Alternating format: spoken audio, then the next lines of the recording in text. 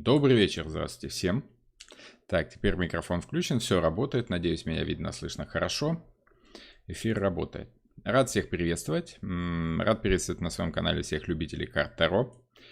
Девушки, здравствуйте, мужчины, приветствую. Мужчин всего 3,5% по статистике YouTube у меня на канале, но тем не менее всех в равной мере рад приветствовать. Сегодня у нас очередное интересное видео, да? Сегодня у нас будет рассматриваться детально карта «Смерть». 13-й старший аркан, очень мистический, да, по книгам, по фильмам его очень часто показывают в кино, ну, потому как образ смерти — это образ такой пугающий, загадочный, таинственный, и в кинематографе, конечно, очень любят такие штуки. Вот, поэтому ничего удивительного в этом нет. На самом деле, очень многие клиенты, которые приходят задать вопрос картам Таро, очень боятся этой карты, хотя ничего такого глобально страшного в этой карте нет. Это скорее более философская карта, хотя надо признать, что в ряде случаев напрямую она говорит именно вот о том неприятном моменте угасания жизни. Вот. Но мы, конечно, в первую очередь будем с вами рассматривать историю происхождения этой карты, да, что там за символика, почему символика такая, да, откуда все это пошло, да. Вы знаете, что я любитель европейской мифологии, древнегреческие мифы, древнеримские, скандинавские, все вот это вот в полной мере. Само собой, не обойдется без Египта, куда ж без него, да. Само собой, мы вспомним сегодня и Аид, и Цербера, и Гекату.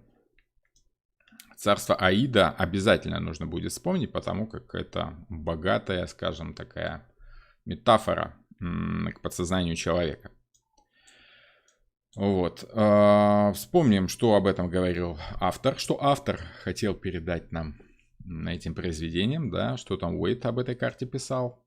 Немножко затронем соответствие по 8-му дому астрологические, потому как напомню, что я рассматриваю карты Таро в связке с астрологией. Вот.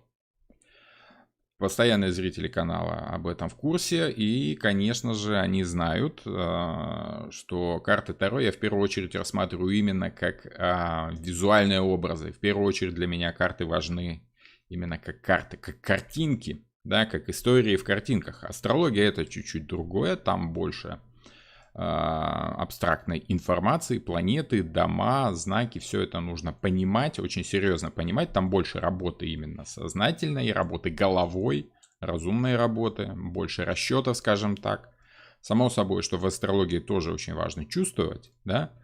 Но если мы с вами говорим о картах Таро, давайте все-таки будем понимать, что работа с картами Таро, она больше строится на подсознательных ощущениях, на умении работать со своей душой, на умении чувствовать, угадывать. Мы ж не зря гадаем. Гадание — это угадывание значений, процесс прислушивания вот к собственному внутреннему голосу. И расчетов там не должно быть больше, чем положено.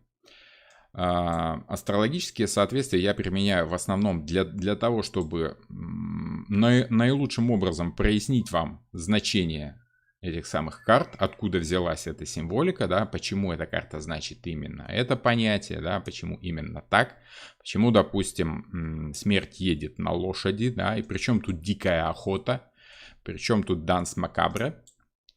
И, конечно, мы с вами посмотрим соответствие этому образу в современном кинематографе. Это очень важно, потому как современный кинематограф рассматривает как раз эти глубинные образы, но в такой игровой, в понятной всем форме. Чем больше вы будете улавливать соответствия, как астрологические, так и какие-то культурологические, так скажем, да, чем больше вы будете работать с этими архетипами, тем лучше вы будете их понимать, тем проще вам будет, соответственно, работаться с этими картами Таро. Вот, здравствуйте, еще раз всех приветствую. Кто-то радуется, что наконец-то попали на эфир. Не волнуйтесь, в записи все будет доступно. Эти лекции я оставляю всегда в открытом доступе. Они всегда будут на канале, поэтому можно ставить лайки и комментировать не только во время прямого эфира, но и задавать свои вопросы уже в записи, если вы застали уже, собственно, момент, когда я выкладываю запись эфира на канал. Я планирую в ближайшем времени собрать самые интересные, самые глубокие комментарии, на которые можно порассуждать немножко, да, на темы, которые они там затрагивают. Вот, поэтому не стесняйтесь оставлять свои вопросы в комментариях уже после эфира, да. Во-первых, это продвигает канал. Все вы знаете, да, ну может не все, но большинство знает, что YouTube очень любит комментарии, очень любит лайки, поэтому для того, чтобы канал как-то развивался, чтобы я с большей охотой делал новые видео, то, конечно, очень нужны комментарии. Я считаю, что это справедливо. Я делюсь с вами информацией, которую я копил больше 10 лет. Осознанно, сознательно копил эту информацию.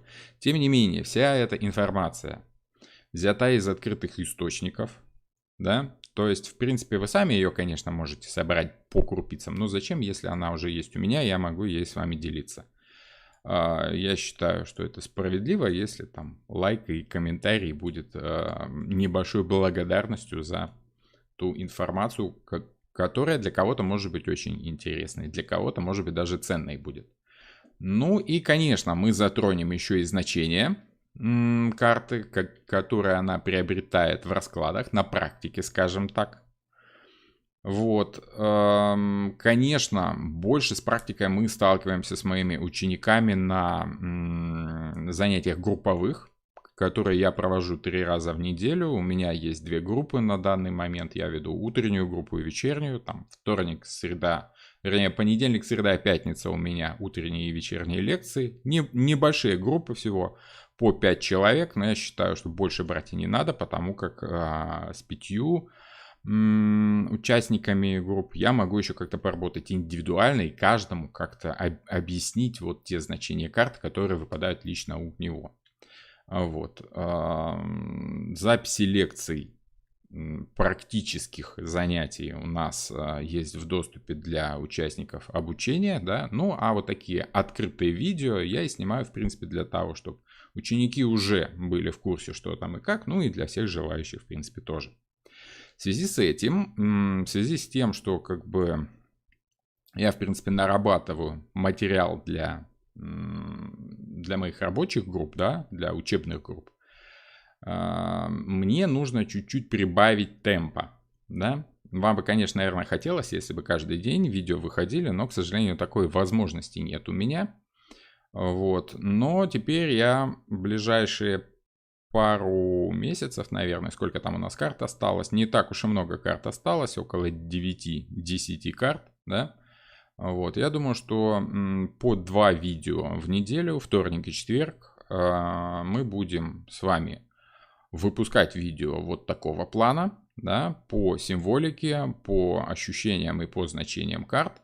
И когда я дойду до 22 карты, да, до старшего аркана «Мир», тогда я продолжу записи лекций, которые более философские, скажем так, да. Напомню, что я по каждой карте я делаю 2 видео. Например, если вам интересна карта «Любовники» или «Влюбленная», да, на канале есть 2 видео. Собственно, по символике и по значениям карт. И такая, скажем так, философская тематика, более глубокое погружение, чувствование карты, чтобы каждый мог понять, о чем там речь идет. Какие-то философствования, какие-то рассуждения, такие, которые очень нравятся почему-то зрителям канала. Ну, может быть, потому что я абсолютно искренне делюсь своими рассуждениями об этих картах. Может быть, людям нравится, что я так люблю свою работу, да?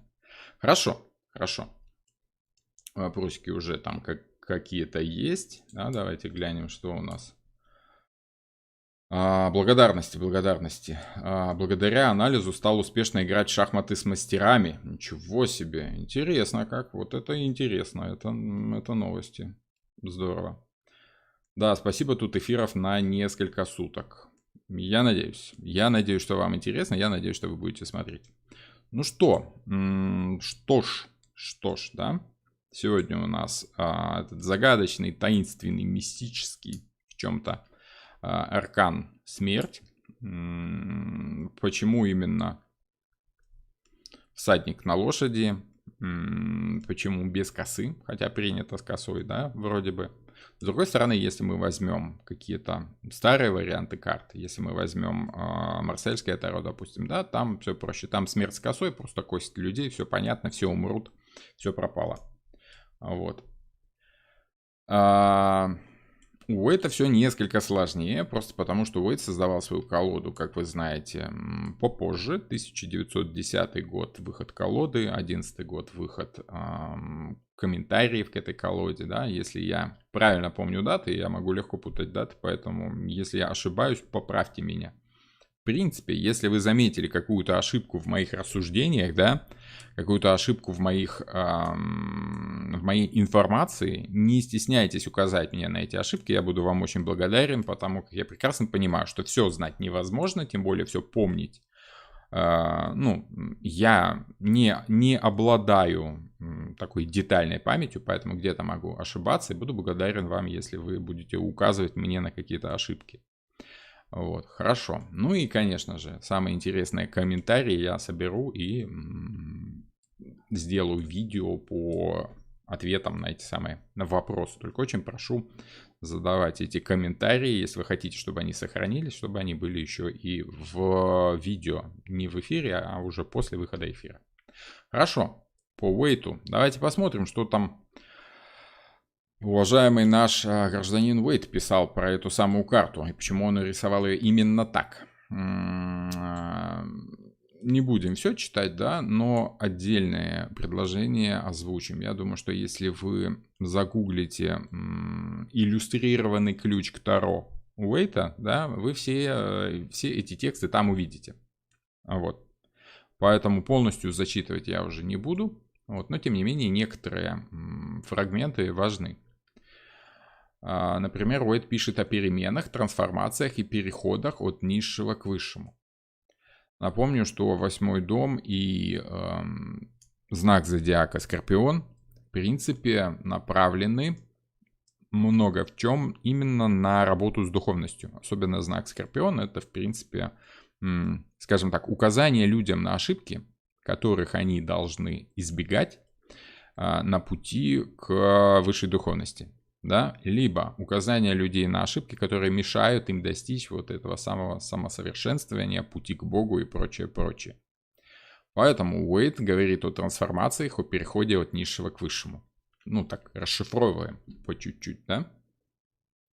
В исправленном Таро, он так скромно называет свое Таро исправленным, да, считает, что это правильное. Ну, на тот момент, может быть, да. Может быть, в самом деле 1910 год, такое видение карт Таро было революционным в чем-то, хотя мы тут видим и много традиционного, но тем не менее Уэйт совершил прорыв, можно сказать, нарисовав младшие арканы. Тут надо отдать ему должное, этим он популяризировал карты Таро просто феноменально.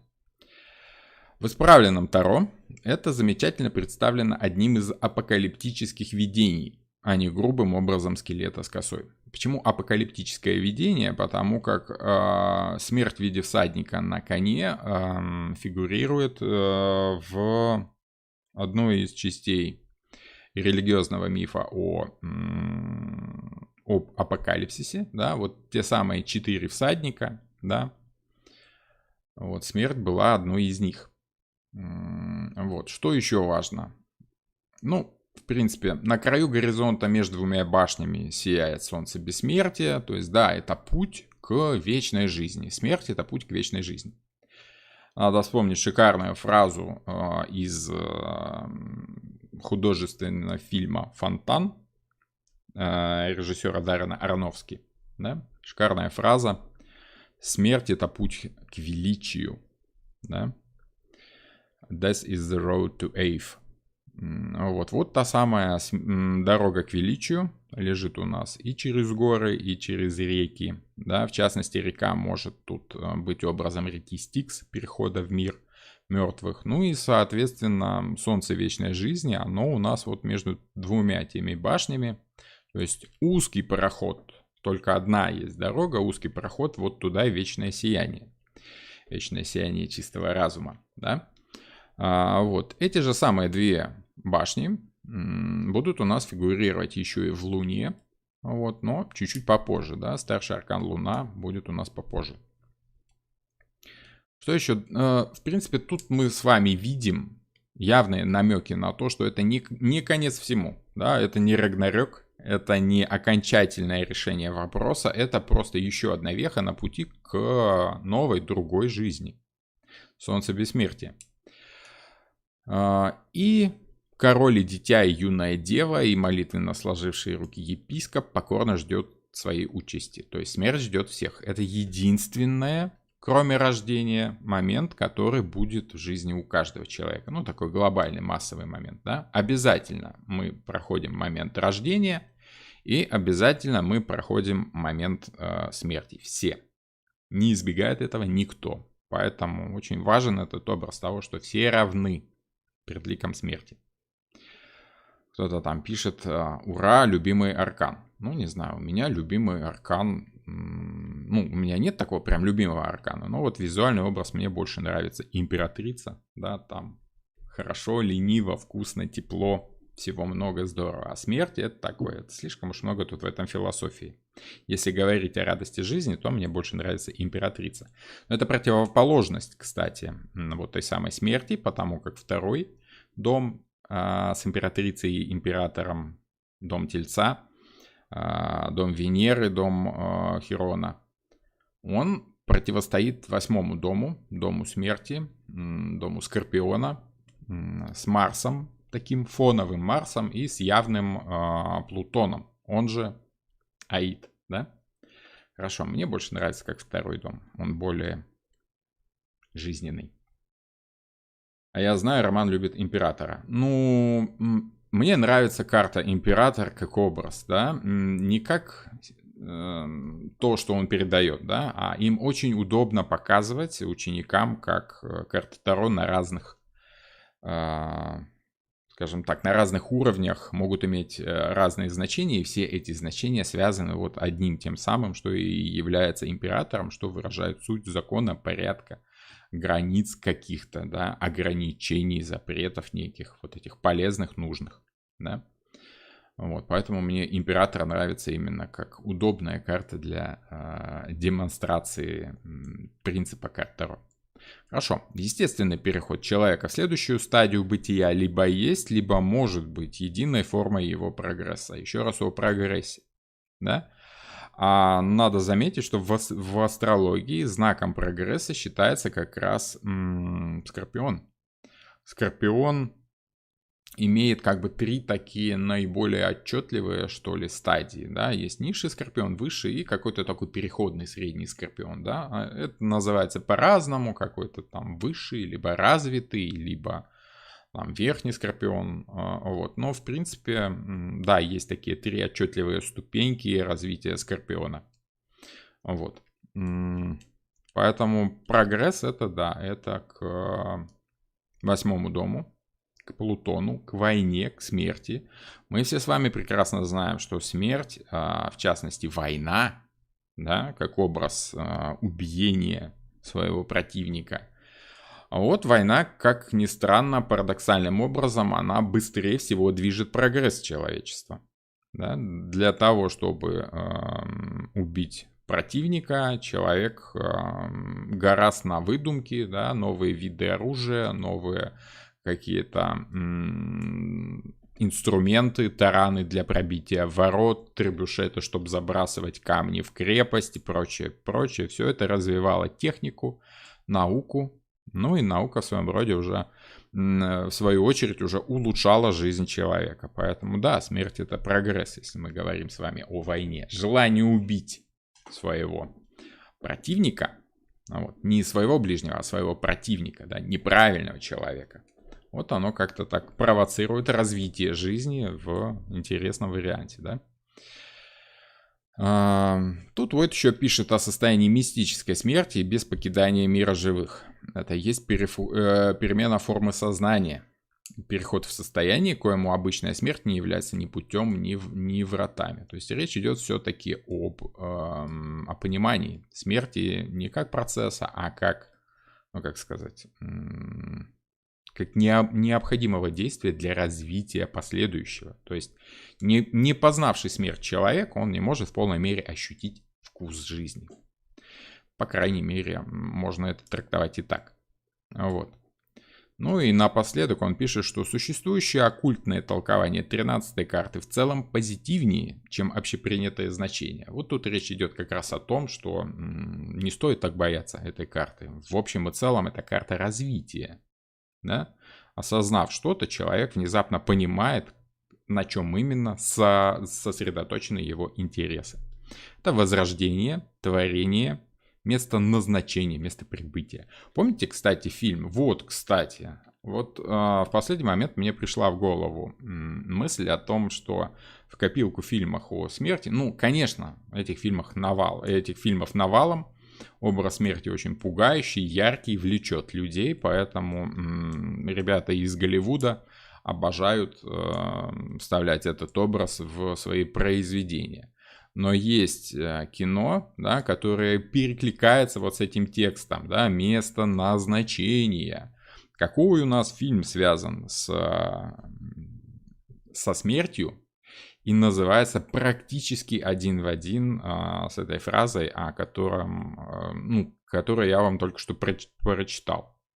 Да, кто первый вспомнит? Это элементарно, очень-очень просто.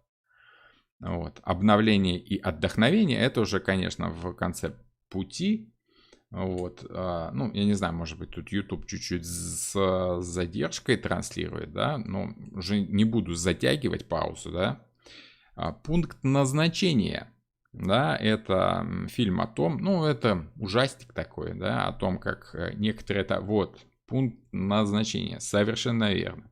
И как раз вот в этом фильме и есть вот этот образ неминуемой, неумолимой смерти, да, которая все равно догоняет людей, которые кажется, что они ее избегли, да, все равно неким мистическим волшебным образом человек как бы получает то, чего он якобы смог избегнуть. Но там особо такой глубокой философской мысли нет, но мне показалось забавным, что вот место назначения Уэйта и пункт назначения, да, достаточно хорошо перекликаются. И там страх смерти. Хорошо.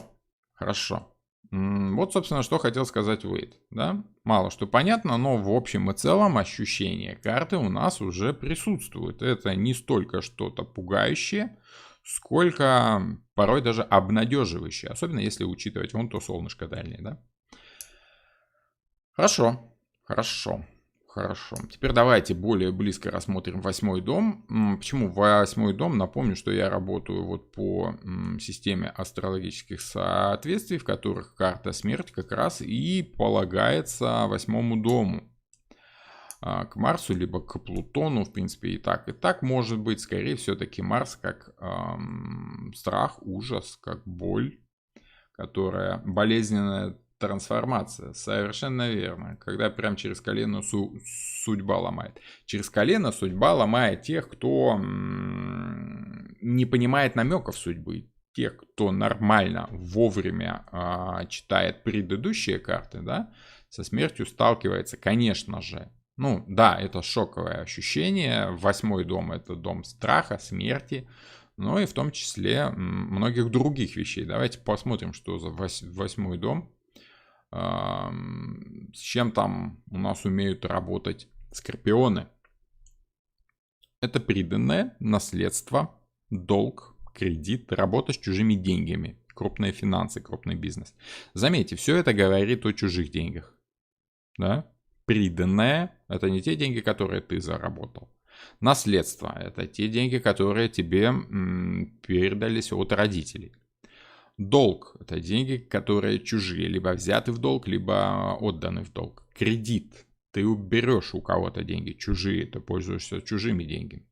Работа с чужими деньгами, собственно, в прямом смысле слова. Крупные финансы, тут это уже скорее ближе к Плутону, к богу, к древнему богу богатств, Плутосу, да, который потом слился по своим функциям с Плутоном, собственно, с Аидом. Да? Аид у нас В 8 доме Плутон, он же Аид, он гостеприимный, радушный, щедрый хозяин, богатый хозяин, потому как все по итогу ложатся в землю, все приходит к Аиду, все стекается в подземное царство.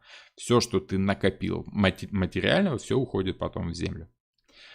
Вот, поэтому крупный бизнес. Смерть, опять же, по этой же причине, да.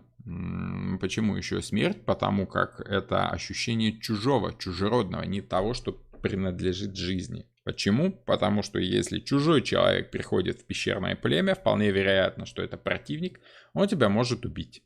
Поэтому с ним нужно быть аккуратным, осторожным, опасаться, бояться его, подозревать в нем возможную смерть.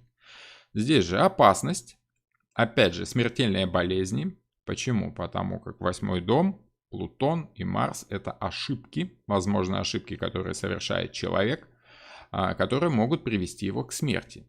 То есть правильные законные действия у нас по 2 дому, да, правильные обычаи, как мама с папой учат. Вот. И есть противоположность. Почему они тебя этому учат? Потому что они знают, что есть ошибочные действия, которые могут привести тебя к смерти. Зачем мама с папой запрещает тебе вечером поздно выходить из дому? Почему Хирон, кстати, знак у него ключик, да, запирает двери, накладывает запреты? Император — это закон, порядок — это запреты.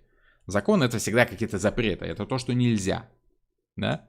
Что не запрещено, то разрешено. Вот смысл закона. Запреты именно потому, что есть опасности, от которых ребенка нужно уберегать. Вот. Только поэтому. Хорошо. Что еще там у нас? Смерть, опасность, смертельная болезнь. Опять же, опасные события, от которых нужно держаться подальше, либо разумно к ним относиться. Магия. Магия почему? Потому что есть правильные действия, нормальные, человеческие, привычные, чуть ли не по закону. Это по 2 дому, да, морально-этические ценности человека. Вот, имущество, вещи, доходы, расходы — это все 2 дом. Что человек сам правильным образом может наработать, правильный опыт, правильные навыки по 2 дому, по мастерству, твои личные способности. И другое, да, того же можно достичь непривычными для нормальных людей действиями. Это магия, это какие-то заклинания, это что-то страшное, потустороннее, во что обычный, правильный, законопослушный человек никогда не полезет. Там же мистика, любого рода паранормальные переживания, там же секс. Почему чуть-чуть позже? Ну, хотя давайте прямо сейчас скажем, потому что секс — это возможность продолжить себя после смерти. Вот, то есть вы знаете, наверное, что есть такой момент. В момент опасности, близости к смерти человек порой испытывает физическое возбуждение. Да? Зачем люди с парашютом прыгают? Чтобы кайфануть, да? Для фана, чтобы весело было. Когда ты прыгаешь вниз, это опасно, это смертельно опасная ситуация. Но ты раскрываешь парашют и избегаешь таким образом смерти. И тебе становится радостно, адреналин впрыскивается, все это дело. И вот на этом адреналине человек ярче чувствует жизнь. Вот. Организм как бы ему говорит: слушай, тут опасная ситуация, нужно успеть хотя бы размножиться. Срочно нужно найти самку и срочно как бы нужно сделать нужное дело. Чтобы если ты сейчас умрешь, чтобы остался хотя бы наследник. Поэтому это такой секс не по тельцу, не по 2 дому, приятный, мягкий, добрый секс, такой, который нужен для жизни, да, а секс, который говорит о том, что, алло, ты сейчас умрешь, давай, ну-ка, быстренько делай детей, чтобы можно было продолжить род. Поэтому женщины, которые по 8 дому у нас идут по скорпионам, да, они такие более активные, они очень часто выступают в активной роли, в мужской. Это образ женщины-вамп такой, да, статной, сильной, с хлыстом в кожаной одежде, в немецкой фуражке, что-то такое, да, что-то опасное. Вот. Но завораживающее и интересное для некоторых мужчин. Очень многим это нравится. Оставим в стороне секс, да, это только одна из сторон восьмого дома. Тут же еще и опасные виды деятельности. Уголовники, милиция, военные, каскадеры, просто потому что все это связано с опасностью. Все это связано с опасными видами работ, которые могут повлечь за собой смерть. Вот, либо вашу, либо чужую. Ну и, собственно, трансформация по восьмому дому, это вот тот самый высший философский смысл. Коротко говоря, потому что человек, испытывая близость к смерти, меняет свои взгляды на жизнь. Да? Очень часто люди, столкнувшись со смертью близких, пересматривают свои взгляды на жизнь. Очень часто люди сами пережили клиническую смерть и возвращаются абсолютно другими людьми. Они как бы уже с другой точки зрения смотрят на нашу жизнь и понимают, что, знаете, не так уж и важно вот то, что нам кажется важным с точки зрения умершего человека, да. Деньги не так уж и важно, поэтому с деньгами проще работать, да. Как это, в последней рубашке карманов нет. Ну и прочее, все вот это вот, да. Думаю, что ощущения, настроение восьмого дома вам неким родом передались чуть-чуть. Продолжим, да? Пункт назначения скорее подходит в сочетании смерть плюс башня и дьявол. Я не люблю сочетание карт. Я вам признаюсь, дело в том, что очень часто люди прибегают к сочетаниям карт, чтобы глубже почувствовать саму карту. Если вы хорошо чувствуете саму карту, вы просто будете чувствовать, как эти карты работают вместе, вам не нужно будет знать, как работают эти сочетания. Да? Многие тарологи, в том числе именитые, в погоне за длинным рублем, да, выпускают книжки, где самым разнообразным образом сочетают карты старшие арканы, младшие друг с другом, просто для того, чтобы все больше и больше и больше значений напихать в одну книгу. Даже Хайо Бансхов этим баловался. Ну, с другой стороны, может быть, это стиль работы такой. Мне он не очень импонирует, потому как зачем плодить сущности без нужды? Если ты чувствуешь, что такое 13-й аркан, он у тебя логично будет играть с любым другим арканом, который ты тоже будешь чувствовать. Оно будет получаться само, незачем запоминать, либо придумывать себе там какие-то значения по сочетаниям карт. Александр, это не относится к вашему комментарию, скорее это относится вот к тем многочисленным книгам, да, которые вот на тему того, как две карты вместе почему-то приобретают порой противоположное значение. Ну, такое себе. Нужно саму карту понимать. Тогда будет проще. Хорошо. Из предыдущей карты. Помните, у нас с вами была последняя карта повешенной. Да? Там звучала тема в прямом смысле слова подвешенного состояния между жизнью и смертью, тема инициации. Американские индейцы, южноамериканские индейцы и африканские племена до сих пор используют обряды и ритуалы инициации, когда юноша максимально приближается к смерти и таким образом как бы начинает ценить жизнь более глубоко, понимать жизнь со взрослой, с более высокой точки зрения, да, это очень помогает человеку стать мужчиной моментально, быстро, с перещелкиванием с таким, да. И вот там весы и страж весов Анубис. Анубис, напомню вам, это ну, собственно, вот тот самый страж весов, да, который присутствовал при взвешивании сердца человека, которое должно быть легче перышка, то есть оно должно быть чистосердечным. Душа человека должна быть чистой, чтобы пройти в рай, скажем так. Ну вот, это Древний Египет, само собой, я думаю, что по визуалу вы уже узнали. Именно Анубис приводил человека к этим весам, был стражем при этих весах. Это предыдущий знак зодиака, весы, да, и мы видим такой плавный переход к теме смерти, от темы весов к теме смерти, собственно, да. Вот именно Анубис, собака. Почему собака? Потому что это образ страха. Для нас сейчас странно слышать, почему собака — это образ страха. Об этом мы, кстати, еще будем более глубоко разговаривать еще и в старшем аркане Луна. Там есть и волк, и собака, или шакал, и собака. Дело в том, что я уже в нескольких лекциях упоминал о том, что сейчас как бы мы образ собаки скорее видим как образ партнера, да, образ помощника. Вот. А древние люди собаку связывали со страхом. Почему? Потому как собака сторожила дом, позволяя человеку спокойно спать. Сторожила пещеру. Да, если собака лаяла, значит чего-то нужно бояться. Собака сторожила страх человека. Человек перепоручал бояться за себя собаки. Поэтому собака это все, что связано со страхом, с опасностью, с возможной смертью. Поэтому и Анубис, поэтому и Восьмой дом, поэтому и смерть, и Скорпион, и все вот такое опасное, ядовитое. Да? Кто такой Анубис? Древнеегипетский бог погребальных ритуалов, то есть проводник смерти. И мумификации, то есть бальзамирование. Страж весов, в прямом смысле слова, это одно из его имен. На суде Осириса в царстве мертвых. Знаток целебных трав, то есть всяческих ядов, всяческих вот этих самых веществ. Да? Так, надо звук выключить в телефоне. Вот. Плутарх сравнивал Анубиса с Гекатой, божеством общим для небес и преисподней. И о Гекате тоже речь будет идти. Считает, что Анубис обозначает время и является проводником душ.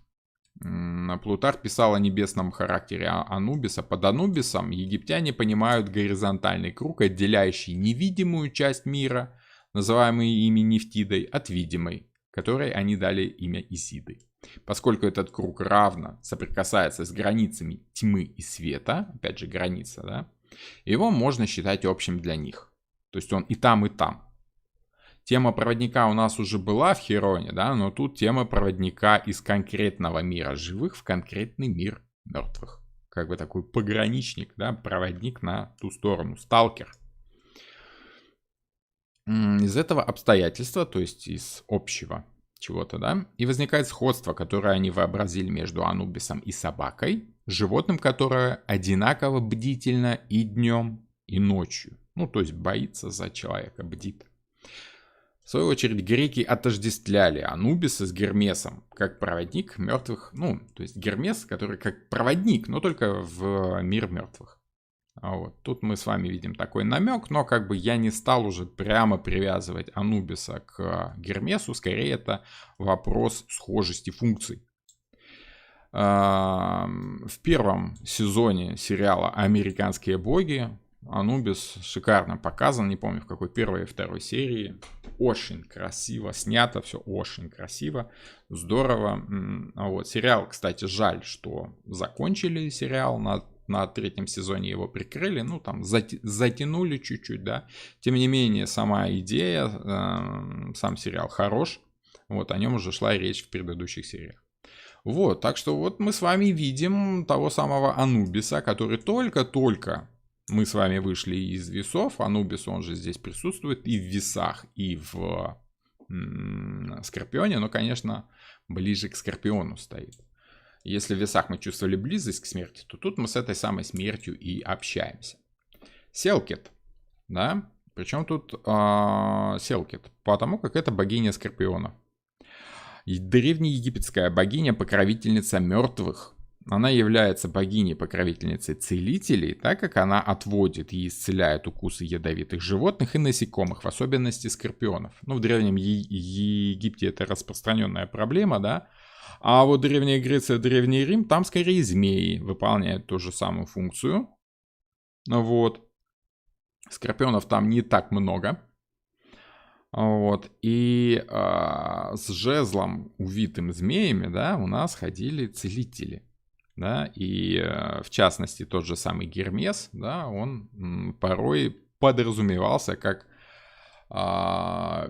передатчик знаний о целебных растениях и прочее, ну вообще любых знаний, да, поэтому вот этот вот увитый змеями скипетр, правда это скипетр, забыл я как зовут этого древнегреческого целителя.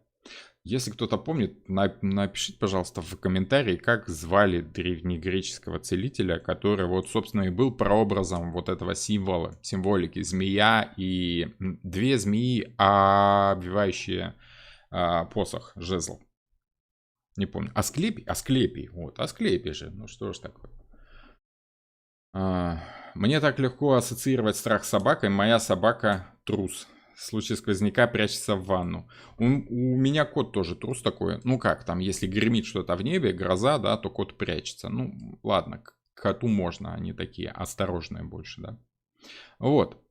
Почему мы вспомнили про Селкет или Селкет, да? В ипостаси Божественной Матери, Божественная Матерь у нас с вами, помним, это императрица и, опять же, противоположный второй дом. То есть улавливается что-то общее, опять же. Во всех противоположных домах всегда есть что-то общее. Это одно и то же, просто с разных сторон. Две стороны одной монеты. В ипостаси Божественной Матери Селкет изображается совершенно иначе. С телом женщины и головой льва или крокодила, вооруженная ножами. То есть там есть образ еще и Гекаты. Кстати, почему Селкет была в роли Божественной Матери? Потому как, я не знаю, видели вы или нет, в интернете есть картинки того, как скорпионы носят своих детей. Да? Все вот эти маленькие скорпиончики залазят на маму скорпиона, и она вот с ними носится как с большим количеством. Вот, это мать многих тоже может быть. Кто у нас там была мать многих, да? Второй дом, опять же, Диметра. Но 8-й дом — это работа с чужим. Не с твоим, не с тем, что накопил ты, не с тем, что принадлежит тебе, а с чем-то чужим. То есть это идеальная няня. Няня, напомню, она что делает? Она пугает ребенка. Это не делай, это делать нельзя. Няня более строгая, чем мать. Мать должна любить, да, а вот няня должна наказывать. Ну, по крайней мере, так считали. Вот, потому что няня, как бы, она следит за ребенком. Ее основная задача, чтобы ребенок не убился, пока родители на работе, грубо говоря. Вот. Поэтому скорпионы очень часто отличные администраторы, отличные няни, такие вот строгие, суровые. Помните Мэри Поппинс? Она же такая вся строгая, такая в костюмчике, да, с таким зонтиком, ай-яй-яй. Но на самом деле очень добрая. Вот. Вот такие дела, пироги. Что изображено у смерти на черном флаге? У смерти на черном флаге изображена жизнь. Белая роза — это символика жизни. Вот. Белая роза на фоне черной смерти, на фоне ничего, да, отсутствие смерти, да, это символика жизни. Радуйтесь жизни, потому что смерть вокруг. Ну, это так, если очень плоско, да. Но по сути, 8-й дом нам говорит о том, что опасность, она усиляет любовь к жизни.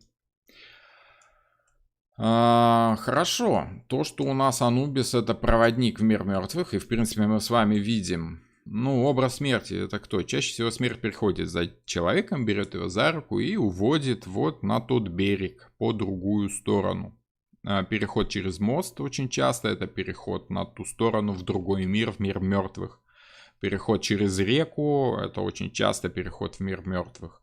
Почему люди выбрасывают всякие магические штуки с мостов в воду, да? Это один из, скажем так, один из ритуалов, когда человек хочет избавиться от чего-то, отдать его в мир мертвых, чтобы в мире живых этого больше не было. Как-то так. Хорошо, теперь давайте поподробнее все-таки про мир мертвых. Кто там хозяин, что за Аид такой? Аид, окей, давайте посмотрим плотнее. Согласно Гомеру, Аид сам стережет свое царство. Вот. Но это только согласно Гомеру, да? Мы с вами знаем, что есть Цербер, есть Геката, сейчас вот про них поговорим. Гомер называет Аида щедрым и гостеприимным, так как смертная участь не минует ни одного человека. Хранитель богатств подземных, да? В олимпийской мифологии Аид является одним из 12 олимпийцев, а также входит в число 3 основных богов, поделивших между собой мир после войны с титанами. Напомню, кто эти 3 основных бога. Это Зевс, конечно же, да. Это Аид, собственно, и есть еще товарищ Нептун или Посейдон, да, владыка подводный. А в глубокой-глубокой древности, когда не было прям такого щепетильного разделения на функции, где каждый бог выполнял там эту функцию, отвечал за то, за сё, за это, да, где все было проще и примитивнее, чуть-чуть было всего два бога.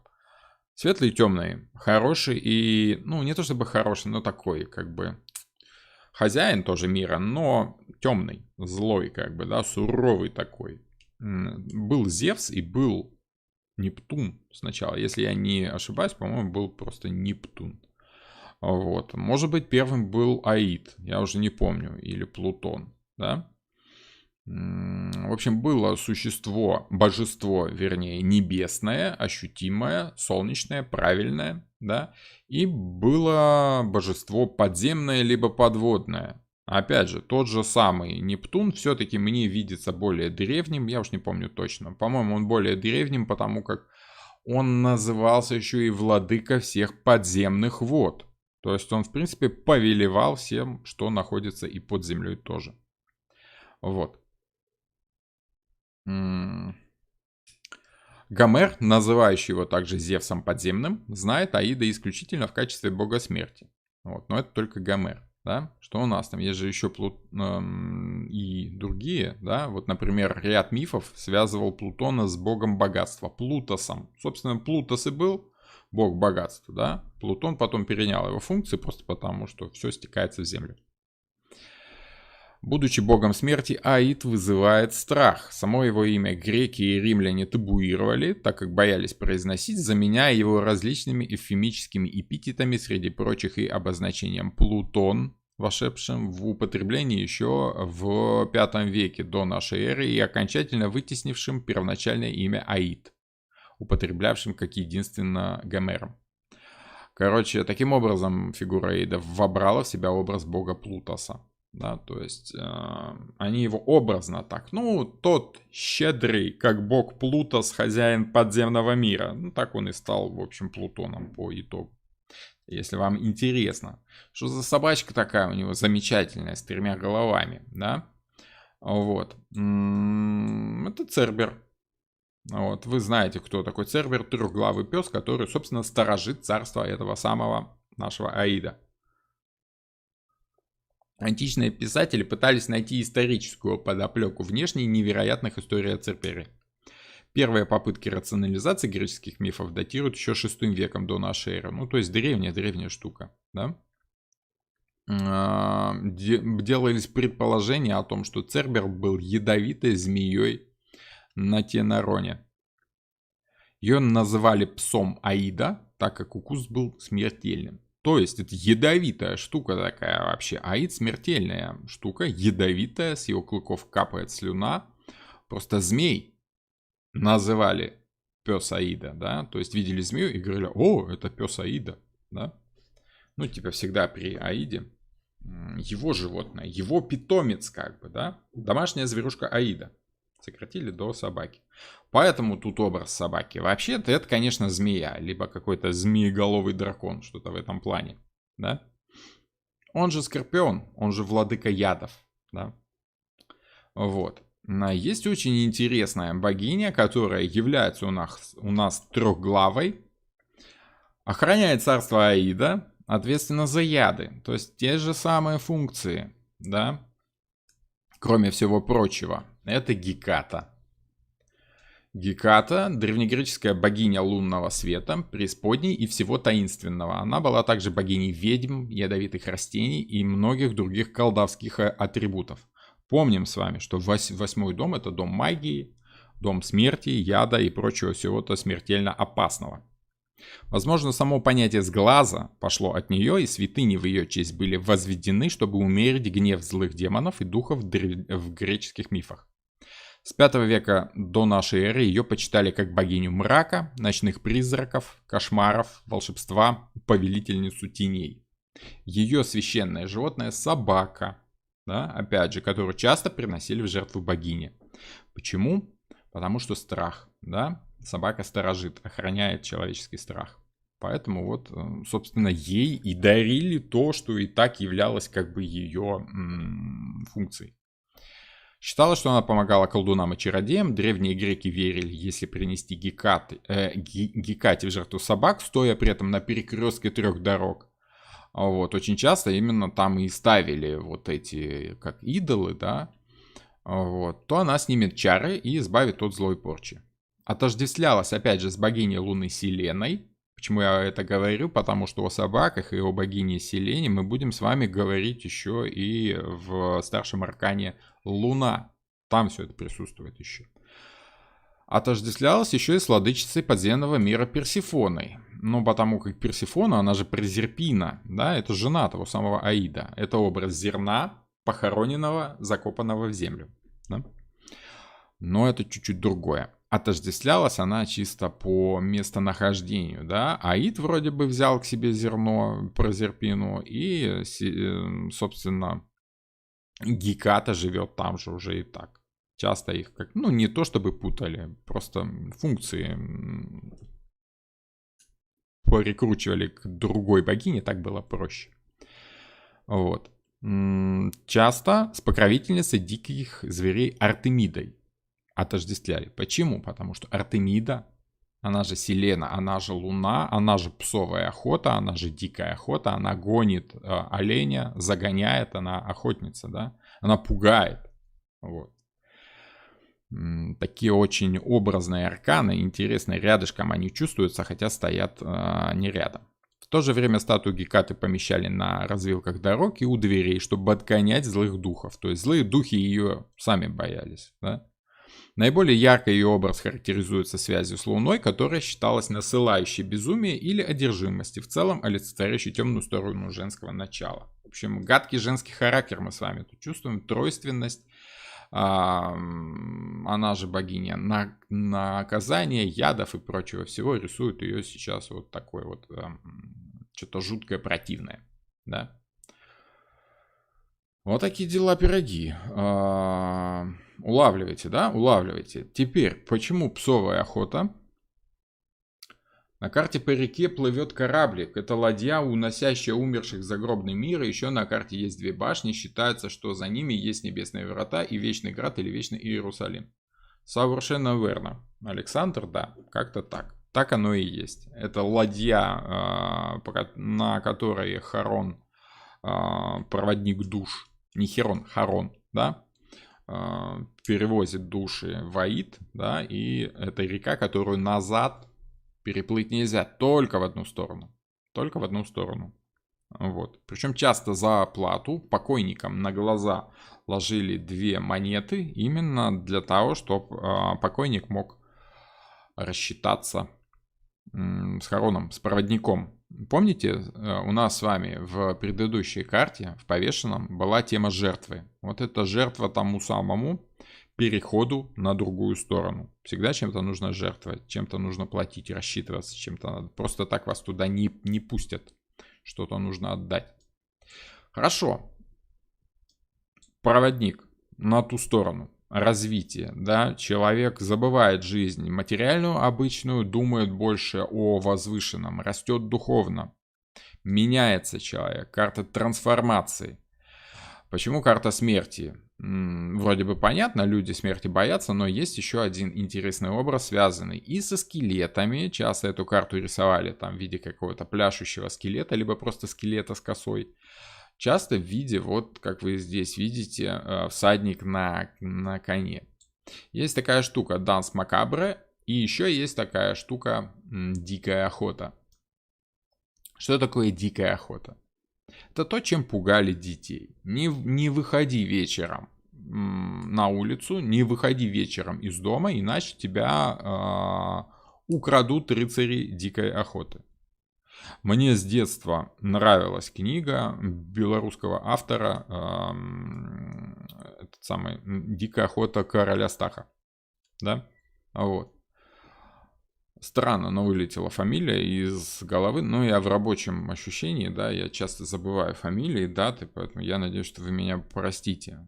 Лекцию закончу, тут же вспомню, как его имя, фамилия была. Дикая охота короля Стаха. Что такое дикая охота? Введение дикой охоты часто предвещает какую-то катастрофу, такую как война или чума, или в лучшем случае всего лишь смерть того, кто был свидетелем этой дикой охоты. Вот, так вот, образ скачущих рыцарей, которые тебя сметают, забирают, крадут, это просто-напросто война, да, это люди, которые прискакали, напали, убили, сожгли, изнасиловали, украли, забрали в рабство. Вот. Это то, чего все боялись. Когда в древности на поселение нападали воины, да, они делали все, что им хотелось, вели себя страшно, ужасно, убивали, смерть, кровь и все это. Те, кто это переживал там каким-то чудом, да, рассказывали потом как самая страшная вещь в своей жизни. Поэтому образ дикой охоты — это образ предельной опасности. Опять же, образ дикой охоты — это охота, собственно, охота псовая, как мы с вами видим. С вами помним Гекату. Кстати, Геката очень часто олицетворялась вот предводительницей этой дикой охоты. То есть запугать, испугать, загнать жертву в ловушку. Это псовая охота, это когда тебя запугивают, да? Это не снайперская охота, где ты там сидишь и выслеживаешь в одиночку там свою добычу, да? Это вот когда люди с барабанами, с тарелками, с кастрюлями загоняют там лис на охотников, да? Вот. Опять же, ощущение страха.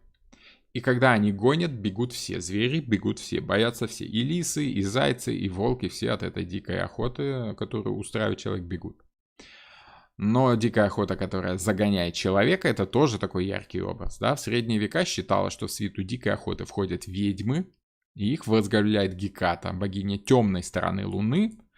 Она же Артемида, конечно, богиня-охотница, да, такая жесткая, суровая девушка. Вот. Ну, собственно, богиня темной стороны Луны Геката покровительствовала ведьмам. Чему же еще? В фольклоре Северной Германии призраками дикой охоты предводительствует женщина по имени Холда. Или Холте, Холле, Хулда или Холда. Богиня материнства и домашнего очага. Внезапно, да, но мы с вами уже помним про второй дом. Вот. И про то, что в принципе это пугающая женщина, это няня, да, которая пугает ребенка. Нельзя это делать, да, а то вон смотри, как страшно может быть. То есть это та, кто пугает. В Южной Германии она известна под именем Берта, Перхта, в Норвегии как Фриг. Она стережет души некрещенных детей и связана с Луной, отождествляется с римской Дианой, ну, она же Артемида, да, или Гекатой. Вот. Образ дикой охоты. Отсюда же идет образ апокалипсиса. Апокалипсис — это когда умирают все. Не просто там чья-то смерть пришла, а вообще всехняя смерть пришла. Всем капец. Да? Все плохо, мы все умрем. Вот это ощущение дикой охоты, дикого страха, ужаса. Вот эти фильмы, да. О, надо было, елки-палки, забыл совсем. Надо было вставить сюда вот образы, фильмы, когда апокалипсис, все рушится, все взрывается, да, конец Америки, башни-близнецы падают, статуя Америки падает, там наводнение, либо метеорит падает, это все вот оно, апокалипсис, это все дикая охота, это все страшно, жутко, и нужно бежать, потому что сделать ты ничего не можешь. Вот. Владимир Короткевич, да, совершенно верно, вот. Спасибо большое, ребята. Так, отсюда же и образ пляски смерти, данс макабре, да, это во времена чумы, когда мертвых было столько, что их сваливали в общие могилы, и они там лежали в разных позах, да, скелеты, там полуживые тела, мертвые тела, да, вот все вместе там, и живые, и мертвые в одной могиле, умирающие там от чумы, и так понятно, что умрут, их вместе с уже умершими тоже как бы хоронили, да, вот это все жуткое действо, да, и породило такой образ пляски смерти, либо мортис сальтатио, или по-немецки тотентанс, да, или данс макабре, данза де ла муэрте. Вот. Аллегорический сюжет живописи и словесности Средневековья, представляющий собой один из вариантов европейской иконографии бренности человеческого бытия. Все там будем, все умрем, поэтому что бояться? Вот когда человек переставал бояться, тогда он понимал смерть. Одно дело, ты просто боишься, а тут ты ее увидел, ты ее понял, и приходит осознавание того, что мы все смертны, мы все умрем. Вот, тогда человек становится немножко другим. Тогда человек начинает немножко думать о более высоких понятиях, да. Тогда человек приходит чаще всего в религию, ну вот в нашем обществе, да. Вот. И прочее, прочее. Ну вот. Персонифицированная смерть ведет к могиле пляшущих представителей всех слоев общества. Знать, духовенство, купцов, крестьян, мужчин, женщин, детей. То есть, ну все они там, все они равны. Почему на карте смерть стоят только епископ и маленький ребенок? А кто же их знает почему? Вот. Я не думаю, что в этом прям какой-то глубокий смысл, да. Просто, ну, так, по композиции так хорошо. Но опять же, тут женщина тоже стоит на коленях, ребенок стоит. Епископ вроде бы тоже как бы на коленях стоит, тут нет того, что вот. А кто-то лежит. Не вижу в этом. Ну, тут все они равны, все они... Смысл в том, что они все равно все умрут. Никто не избегнет. Ни тот, кто стоит, ни тот, кто лежит. Поэтому неважно, кто там стоит, лежит, они все равны. Понимаете? Почему в колоде Art Nouveau смерть направляется справа налево? А кто ж ее знает? Так художник нарисовал. Вот. Не придавайте значения деталям, которые порой не несут там какого-то глубинного смысла. Художник так видит, художник так рисует. Можно слева направо, можно справа налево. Есть символы, которые глубинны по своей сути. Вот. А в какую сторону этот символ идет, это уже не так важно. Нет, я спросил, почему только 2 человек смотрят в глаза смерти? Я бы задал этот вопрос автору, но уже, к сожалению, ни Уэйт, ни Мэри Колман Смит как бы на эти вопросы вряд ли нам смогут ответить. Вот, может быть, в следующей жизни. Опять же, нет в этом там какого-то глубокого смысла. Художница так рисовала, да, ей вот так захотелось. Ну вот. Можно прикручивать сюда какие-то высокие смыслы, вторые значения, почему забрала у смерти поднята, потому что она истинная смерть и прочее, прочее, и вот это все. Но это уже, как я называю, натягивание совы на глобус. То есть что-то общее вроде есть, да, но натягивается с трудом, но натягивается. Вот. Опять же, если это вам поможет, то, ну, придумайте себе почему. Может, так лучше запомнится. Я из прошлого Ведьмаком все жду, что вы о главном герое заговорите. А главный герой тут смерть. Собственно, она в разных видах. Она в виде Анубиса, в виде Аида, Цербера и Гекаты. Это все в одном. Главный смысл смерти — это смерть. Главный смысл старшего аркана всегда выражается одним словом. Названием, собственно, этой самой карты, этого самого аркана. Число 13 на этом аркане не случайно. Да кто ж его знает, само так вышло, либо его специально ставили, может быть специально ставили, потому как число 13 это в принципе число, которое означает превышение чего-либо, выход за пределы, выход по другую сторону, да, потому что 12 это 12 месяцев, 12 часов, да. То, что 13-е, это уже как бы не относится к нашему миру, да, это как бы выход уже на другую сторону, это уже следующий виток циферблата, да, это следующий виток колеса фортуны, колеса зодиака. То есть как бы номер 13 считается несчастливым, потому что он не такой, как все, он новый, совсем другой, он относится уже к новым суткам, к новому дню, к новому году, к новому миру. Он не принадлежит уже к этому миру, он уже ушел туда, по ту сторону. Полночь пройдена, полдень пройден, следующий час он уже другой. Вот, как-то так. Хорошо, по значениям давайте пробежимся. Или 12 апостолов, а 13 Иуда. Иуда разве был не 12-м апостолом? Не помню. Хорошо. Я могу ошибаться. Загуглите кто-нибудь там Иуда, он каким был апостолом, 12-м или 13-м? Ну и опять же, символика того, что 13-й он предатель, да, что такое вполне логично. Типа не такой, как все. Все нормальные, хорошие, а он такой вот гад, мерзавец, предатель, да? Может быть. Я бы сделал его 13-м апостолом, если бы...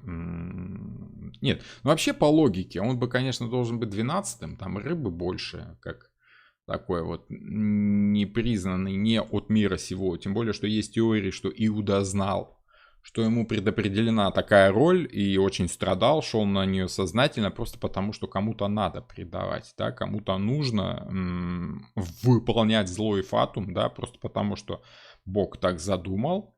Ну вот он же послал своего сына на заклание, да, на жертву. Вот, и кто-то же должен был быть вот орудием Бога, кто-то же должен был его предать. Считается, что Иуда знал об этом всем, очень страдал, но тем не менее выполнил предназначенную для него роль. 12 апостол. После смерти Иуду на его место выбрали другого. Вот и я бы не стал на его место выбирать. Это все-таки рыбы. Иуда это рыбы. Рыбы непонятый знак. Очень часто среди рыб много алкоголиков, наркоманов, убийц, преступников, просто потому что этот знак предельно не похож на все другие. Вот, я бы оставил Иуду 12-м. Он, по сути, и был 12-м, пока решили не переделать. Ну хорошо, ладно. Это так, уход в сторону. Уход в сторону. Социум и желания. Давайте пробежимся по практическим значениям. Практические значения достаточно поверхностные, условные. Долго на них останавливаться не будем, просто потому что цель видео это именно дать прощупать, ощутить карту, да? Вот. А практические значения мы будем уже нарабатывать с учениками на закрытых лекциях. Но, тем не менее, для всех тоже нужно делиться, да, какой-то, ну, хотя бы в общем и целом. По социуму и по желаниям. Огненная стихия, да, это равенство. Почему? Потому что весь социум равен перед смертью. Все умрут, да, все там будем. Все там будем. Поэтому равенство. Непоколебимость. Непоколебимость это когда ты понимаешь, что все равно придется что-то делать, да, и идешь к этому без всяких колебаний, без страха. Человек, познавший смерть, чего-то другого бояться уже не будет. Страшнее смерти уже нет ничего, поэтому любые действия можно расценивать в сравнении со смертью, да. Что тебе так? Ну вот мне страшно спросить там дорогу, потому что, ну вот я стесняюсь разговаривать с людьми. Это же не страшнее смерти. Ты можешь заблудиться и умереть, поэтому как бы спросить дорогу, даже если ты социофоб, это не так страшно, как на самом деле умереть. Осознавая момент того, что в сравнении со смертью все это ерунда, да, человек приобретает некоторую непоколебимость, да, что бояться нечего. Вот, то есть, ну как это, есть такая поговорка, все фигня, кроме пчел. Да? Подумайте, пчелы тоже фигня. Вот, нечего бояться. Непоколебимость еще и в том плане, что смерть, она не принимает аргументов. Если ты умер, значит ты умер. Все, тут какие тут могут быть разговоры. Время пришло. В гости отправиться, ждет тебя старинный друг. Хорошо, фатализм. Это понимание того, что все равно как бы что-то произойдет. Даже суть не о смерти, а просто, ну вот, то, что должно произойти, произойдет. Окей, пусть даже не смерть, но что-то предопределенное. Есть такое значение. Часто бывает новая деятельность, когда человек перестает как бы быть прежним членом общества, да, уходит с работы, увольняется, он как бы умирает для всего общества в прежнем виде. Прежний там Иван Иванович начальник, все, умер, закончился. Теперь мы знаем Иван Иваныча Охотника, да, вышел на пенсию там какой-нибудь начальник и занялся охотой. Все, как начальник, он умер, но он теперь родился как охотник, допустим. У него есть хобби, вот, и он занимается теперь охотой. Вот. Тоже может быть переход из одного мира в другой, в абсолютно новый другой мир. Разрыв отношений, само собой, в плане социума, это когда человек перестает для тебя существовать. Поругался ты с человеком, считаешь его отвратительным. Все, я с ним больше не общаюсь, он для меня умер. В этом плане карта может быть такая. А что быстрее по времени, смерть или башня? Не знаю. Ощущение времени в картах Таро, оно строго индивидуально, поэтому о времени говорить, сравнивая карты старшие арканы, сложно. Есть ощущение темпа, но это скорее младшие арканы. Есть ощущение затянутости в чем-то. Башня, она происходит. Ты ее строишь, а потом она происходит. Да? Там есть и ощущение медленности, и ощущение быстроты, внезапного перелома. Смерть то же самое. Это то, что движется к тебе всю жизнь, а потом внезапно все-таки происходит. Да? Хотя ты его ждал всю жизнь, ты знал, что этим жизнь закончится. Рождаясь, человек уже начинает свой путь к смерти. Поэтому это длительный процесс. Но тем не менее, сам момент смерти, он может быть как бы очень мгновенным, внезапным всегда. Вот. Вот такие дела. По финансам, по имуществу, потери. Само собой, что-то для вас умерло. Если мы рассматриваем что-то материальное, какое-то имущество, да, вложение наших средств, допустим, в квартиру. Дом сгорел, вот она смерть, да. Дом закончился, перестал существовать, на физическом плане. Принятие решения – это неотвратимое решение, решение, которое нельзя развернуть назад. Очень часто по карте смерти говорю своим ученикам такую шутливую фразу из песни, да. Фарш невозможно прокрутить назад, и время ни на миг не остановишь. То есть, если вы что-то сделали, да, приняли какое-то решение, которое отмотать назад уже нельзя, билет в один конец, это вот та самая смерть выпадает, да. Принятое решение, которое назад вернуть ты не сможешь. Вот. Харон перевозит людей только в одну сторону. Обратного билета нет. Новый формат финансов и имущества – это когда в старом формате, да, у тебя что-то перестает работать. Например, у тебя было имущество в виде квартиры жилой, и ты его сдавал посуточно, либо помесячно, да, для проживания. Тут ты решаешь, что все, хватит, надоело, хочу жить по-новому, переводишь эту квартиру в нежилой фонд и располагаешь в нем кафе, допустим, да? Вот. И получается так, что как квартира это помещение умерло, но оно родилось в абсолютно новом виде, в абсолютно новом формате. И твое имущество, недвижимость теперь работает абсолютно по-другому. Существует в другом мире, в мире ресторанов, да? Вот. Собственно, границы и необратимость действия, об этом мы уже говорили. Границы, которые нельзя переходить, если ты не хочешь, чтобы было что-то такое, да, допустим, менять евро на рубли и потом менять рубли опять в евро, ты обязательно что-то теряешь. Обязательно часть денег умирает. Поэтому это граница, которую переходить нужно с аккуратностью. Вернуть эти деньги ты не сможешь, просто потому что разница курсов, она работает и именно так. Вот когда включается элемент времени, там уже возможны нюансы, но это, опять же, не по этой карте уже нюансы. Вот, тут без всяких нюансов. Смерть это однозначная штука. Действие и саморазвитие. Воздушная тема. В первую очередь это отказ от индивидуальности. Вот. То есть, все равны перед смертью, все равны перед Богом, да, тут разницы нет. Кто-то мальчик, девочка, какая разница, взрослый, либо нет, это всеобщее равенство. Такое вот суровое, жесткое, но всеобщее, все мы умрем, да. Отсюда же идет решимость. Чего бояться, нужно действовать смело, решительно. Человек, который смиряется со своей собственной смертью, он действует без всякого страха, да. В войне, в каких-то таких в радикальных ситуациях человек, если понимает, что вот он умирает, да, у него включается второе дыхание, и он очень часто готов на подвиг, да.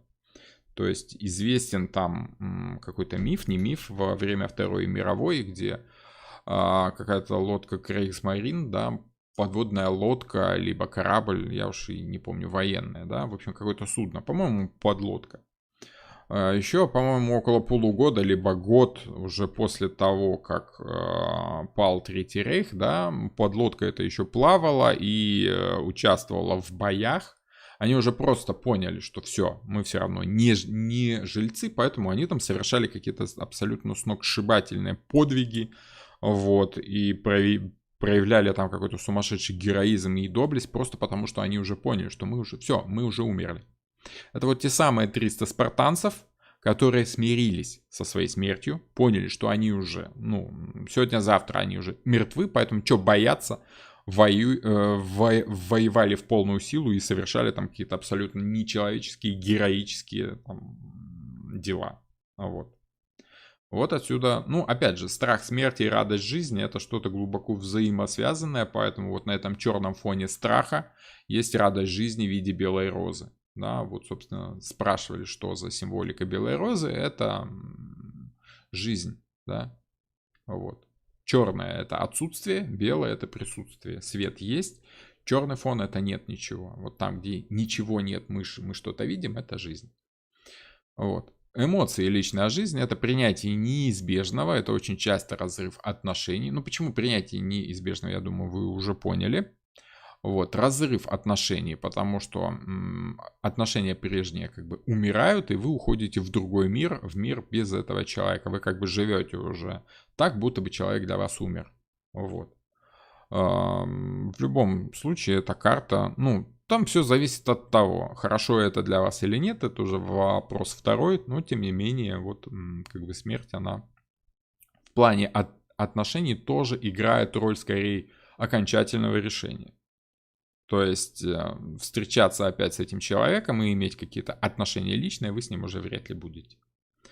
Вот. Там же страх, адреналин, как я уже сказал, какой-то секс на адреналине в какой-то опасной ситуации, какой-то экстремальное, что-то такое, вот, да, какие-то женщины строгие, суровые, такие вот как бы страшные, да, вдруг укусит.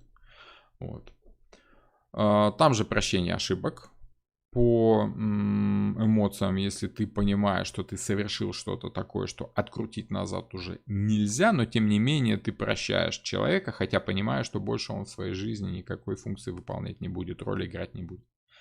И часто бывает это за граница, потому как человек порой, переезжая за границу, понимает, что вернуться назад уже не может, он как прежний житель своей родины уже умер, переродился в другом качестве, начинает жизнь как бы заново. В абсолютно новом мире как бы умирает для своего мира. И предыдущий мир тоже как бы умирает для него. Вот такие вот значения по этой карте. Но опять же, еще раз напомню, что это такие очень общие значения. По конкретике мы с учениками будем заниматься попозже уже в зуме, в группах. Может смерть показывать необходимую человеку энергетическую трансформацию? Да, может. Обратись к себе. Как у женщин бывает после 40 или 50, открывается третий глаз, и эта карта как предзнаменование этого. Но, как бы да, это трансформация в первую очередь.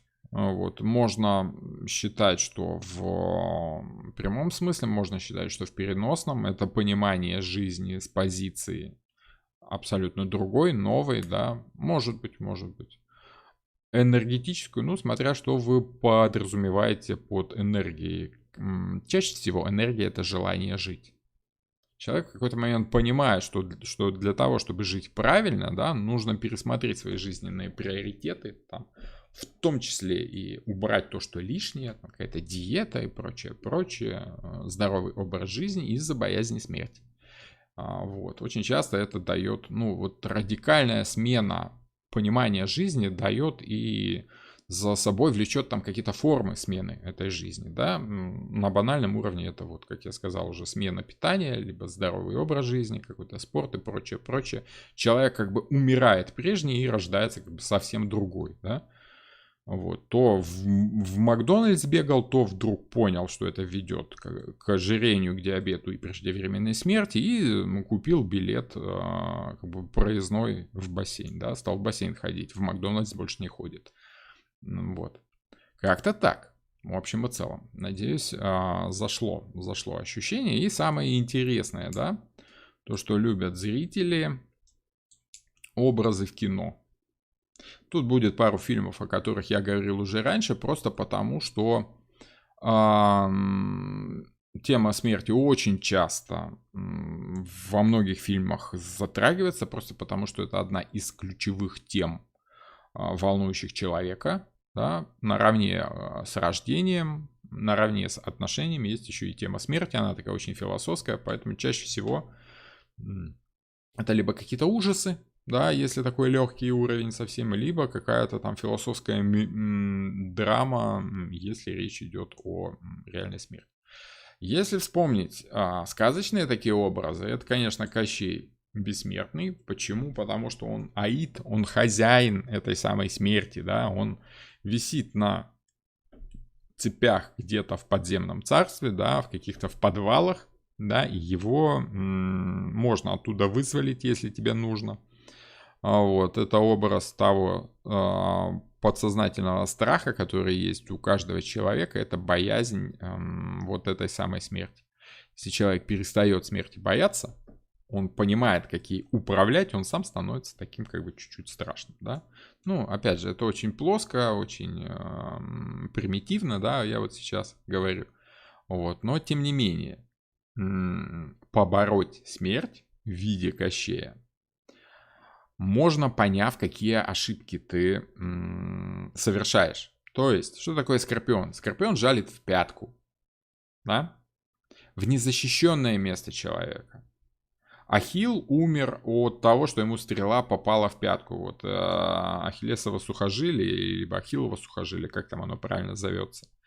Происходит из того мифа, что Ахилл, да, его мать окунула волшебный как бы чан с каким-то там, с волшебным варевом, да, держа при этом за пятку. И он был весь такой герой-герой, вот, весь такой молодец. И было у него только одно слабое место, из-за которого он и погиб. То есть человек может быть стопроцентный герой, да, но все совершают ошибки, все рано или поздно оступаются, и это вот то слабое место, которое может привести тебя к смерти. Поэтому свои ошибки надо знать, и их нужно прятать.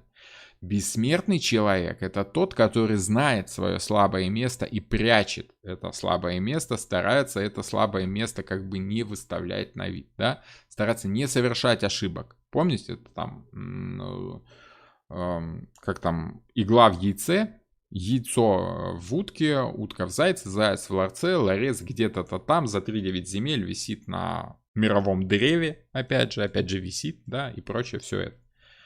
То есть даже у самого могущественного есть какое-то слабое место, и ошибки совершать нельзя, иначе умрешь. Вот совершил ошибку, и все, капец. Вот такие дела. Александр пишет: по аркану смерть мы имеем дело не с личностью, а с ситуацией. Это процессы, которые протекают помимо воли человека, затрагивая все аспекты его реальности. Перемен в жизни никому не избежать. Ну да, просто некоторые игнорируют эти перемены и расплачиваются за это. Это не столько личность в самом деле, сколько может быть ощущением ситуации этой самой личностью. Да, это скорее то, что человек чувствует. Да, в этом плане верно. Как и тот же самый император, это образ закона порядка, если мы говорим про императора, да, может этот образ, этот закон порядок может быть олицетворен неким человеком, допустим, главой семейства, но это принцип в первую очередь, вот, как и смерть, это тоже принцип, вот. Это даже и не ситуация, так скажем, вот, это скорее общий принцип, это принцип, по которому некая ситуация может развиваться. Вот, хорошо. Что у нас есть, какие образы, да, давайте возьмем из голливудских этих товарищей, да, от HBO, игра о трон, как это по-русски, по-английски там мы с вами видим, Game of Thrones, как по-русски этот сериал-то, как он у вас там шел? Игра престолов, вспомнил. Я просто в англоязычном варианте смотрел. Дубляж я не переношу, мне нужен оригинальный звук. Я с субтитрами смотрю всегда. И «Игра престолов», да. Спасибо.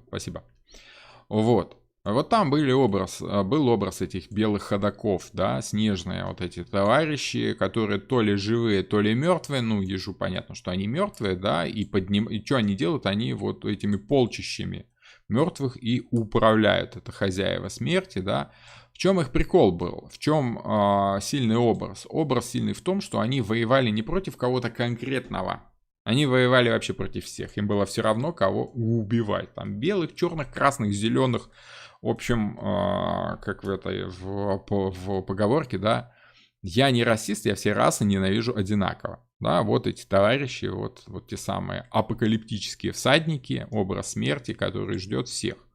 Да? То есть, если ты умер, ты вступаешь в их воинство. Им все равно. Они вот такие хозяева щедрые, да, всех приветствуют. Ну вот. Ну, такой чисто визуальный образ, но если вы смотрели сериал, если вам нравится этот сериал, вы помните, какой панический страх вызывало вот это вот ощущение смерти у всех людей. Прям жутко им было, и все равно там в кого ты веришь, когда ты сталкиваешься со смертью, это, конечно, страшноватенько, да, мягко говоря. Какие еще образы такие пугающие у нас были? Ну, я не очень люблю пугающие образы. Ну, допустим, давайте. Больше философский образ. Интервью с вампиром, да? Великолепные актеры, отличное кино, классика жанра, интервью с вампиром, да? Том Круз, вот, и этот самый... Как его там? Ну, Том Круз и этот. Ну, вы поняли, да? О ком я? Как там его? Мне почему-то Джонни Депп в голову лезет, но, как я уже говорил, я в рабочем состоянии, фамилия у меня из головы просто вот уходит и все. Девушки, напишите, пожалуйста, актер, как зовут мой любимый, один из любимых, и я вот забыл, как его зовут. Шикарный фильм в том плане, что речь идет о смерти, опять же, да, там очень много рассуждений таких философских о том, что такое жизнь, что такое смерть, да, и прочее, это вот все. И мы с вами видим 3 степени, 3 стадии развития. Вот помните, Брэд Питт. О, да, елки-палки, да, он самый, Брэд наш Питт. Вот, Том Кукуруз и Брэд Питт. Собственно, почему тут 3 главных героя, да? Тех, кто хорошо знает астрологию, они в курсе того, о чем я уже говорил, что скорпионы бывают 3 видов, да, как бы слабо развитые, средние такие скорпионы и как бы высшие скорпионы, которые думают не о себе, а заботятся о другом человеке, да. Вот. Тут у нас мы с вами видим 3 вампира. Один такой, которого играл вот тот самый Том Круз, да. Он был таким эгоистом, он жил ради себя, он пил чужую кровь. Заметьте, опять же, тема вампиров и тема Скорпиона – это тема использования чего-то чужого. У них нет своей крови, они берут чужую жизнь, они берут чужую кровь, да, вот. А Скорпионы, как финансисты, допустим, они хорошо работают с чужими деньгами. Вот. По смерти есть такой фильм с молодой Джулией Робертс, называется «Коматозники». Там нет философии от слова совсем. То есть, ну, такое. Там экшен. Вот. А вот интервью с вампиром, оно такое, как бы, глубоко философское. Просто оно все очень аккуратно завернуто. И вот Том Круз играл этого вот француза, да, который был эгоистом. Это такой вампир-вампир, который думает только о себе, о собственной вечной жизни. Ему нравится эта вечная жизнь, он наслаждается этой вечной жизнью, он не хочет меняться. То есть вампир это тот, кто не меняется. Вот. А вот Брэд наш Питт это высший вампир, который, ну, грубо говоря, совестливый такой, да, ему не хотелось забирать смерть других людей, потому как он понимал, что это не ведет к какому-то развитию. И он, кстати, вот весь фильм ныл и плакал о том, что вот как, ну, в хорошем смысле ныл, да, о том, что вот, как бы это не жизнь, это существование просто, да, когда ты не можешь меняться, не можешь переживать какие-то в глубине своих чувств, там что-то там, ну вот это все. Его это тяготило скорее. И вот эта девочка, да, которая тоже была, вот на ее образе, кстати, ярче всего и был показан принцип того, что ты чувствуешь, что ты не можешь измениться, ты чувствуешь, что ты должен меняться, тебе хочется меняться, и ты не можешь, ты только за чужой счет можешь чувствовать себя полноценным членом общества и прочее, прочее. Это такой переходный этап Скорпиона от эгоизма, да, до служения людям. И Скорпион, в принципе-то, и развивается в течение всей своей жизни именно в эту сторону. Что я могу сделать для людей, забыв о себе. Вот. Вот. Очень глубокое кино, отличное, классное. В конце концов, это просто красиво, как я люблю говорить. Да? И актеры молодцы. Сценарий замечательный. Супер. Рекомендую. Собственно, про смерть, да? Знакомьтесь, Джо Блэк. Да, это следующее кино, которое я и хотел вам представить. Тот же самый Брэд наш Питт, да? Вот, Энтони Хопкинс. Надо сказать, что есть группа товарищей, которые снимаются в кино, и если вы видите фамилию в титрах, вы можете быть уверены, что какая-то мысль в фильме может присутствовать. Не факт, что она там есть всегда, но даже в каком-нибудь голливудском блокбастере про зомбаков и стрельбу, эта философия каким-то вторым планом будет идти. Ну, не то, что прям философия, но какая-то умная мысль двигаться будет. Да? Брэд Питт, в частности, снимался еще в одном фильме про путь к нахождению лечения, да, вот от этих самых зомби, да, и прочее. Называется «Война миров Z». Вот. Там тоже тема смерти, но она такая не особо отчетливая, поэтому я уже не стал это кино сюда пихать. И так, видите, фильмов про смерть навал. Вот.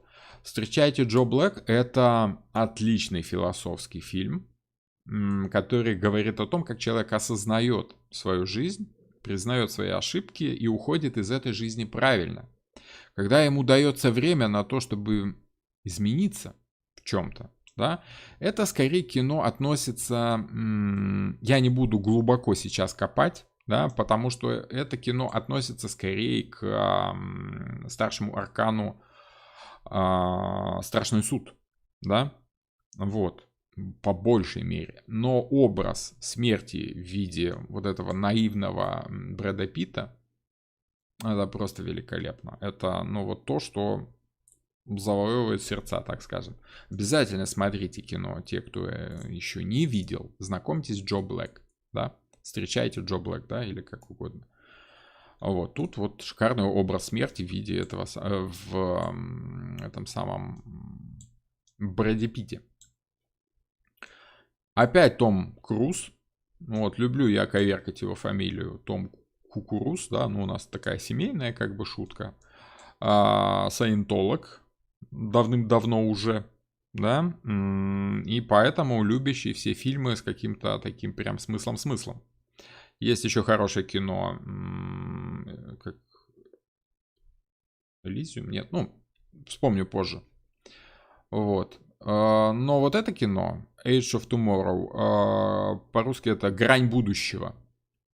Вот тут и визуал хороший, и идея присутствует, и экшена навалом. Вот.